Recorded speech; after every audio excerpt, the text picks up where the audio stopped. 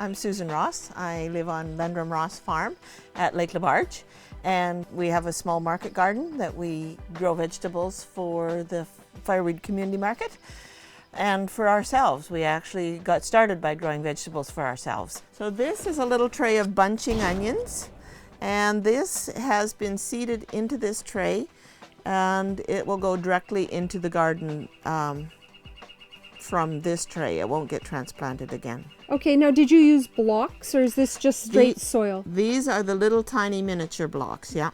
The soil block is a method of preparing the soil, my potting mix, so that I can plant a seed that makes it easier to transplant at a later date. I've prepared this potting mixture fairly wet. You can't really hear it, but you can see the water sort of dripping out of it. I'm going to press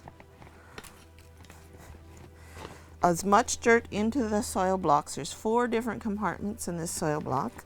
So I just press and press and press, well filled, all 4 cavities.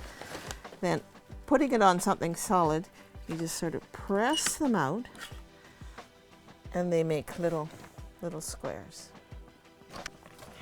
There's a little tiny soil blocker. And the reason I went to this is it just cuts down on the amount of plastic, and it does kind of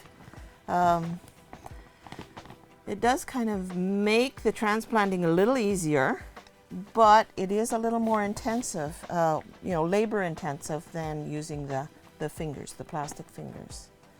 And I use this for bunching onions and romaine, things I make a lot of. Little tiny divots so you can drop 1 seed into the center of each block. These little tiny blocks actually fit right into the big blocks, and it's minimum disturbance of the roots, and then you are only planting the seeds that germinate. So what I do is just push it in and put a little soil on it. So it's very handy, saves plastic. Oh, it's a pretty cool system.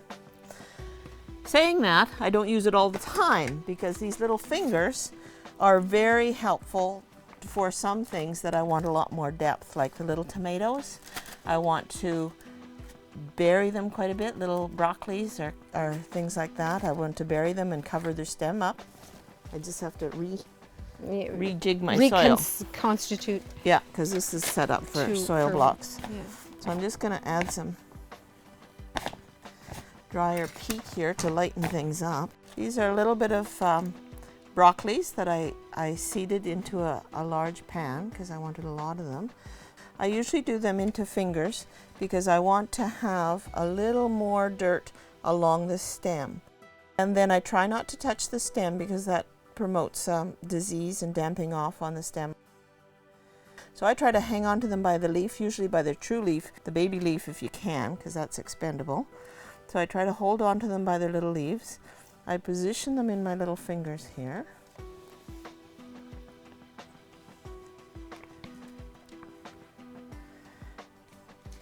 And with these guys, you can just fill them up.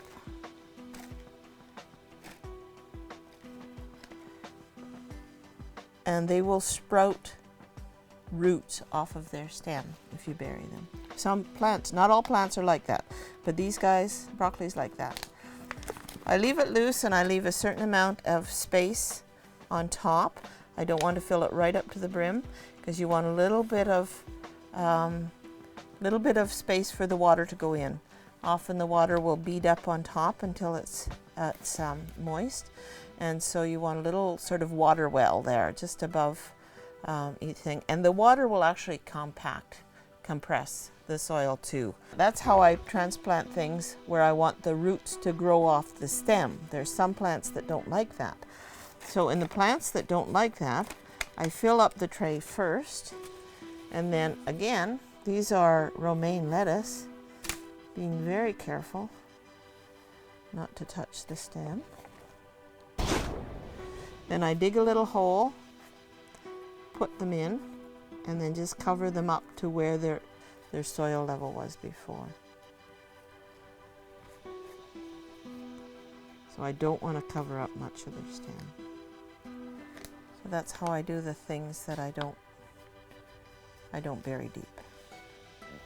If you can, Take your seedlings from the greenhouse, set them outside for the day so they can experience the wind and the various temperatures. Set them inside during the night. So start to harden them off for 3 or 4 days before you bring them out to put them in the garden. How do you know when to plant outside? Usually, as a rule of thumb, I do not plant outside until the 1st of June. But you want to watch the weather and make sure that you're not going to have any real hard frosts, which is 3 degrees or less.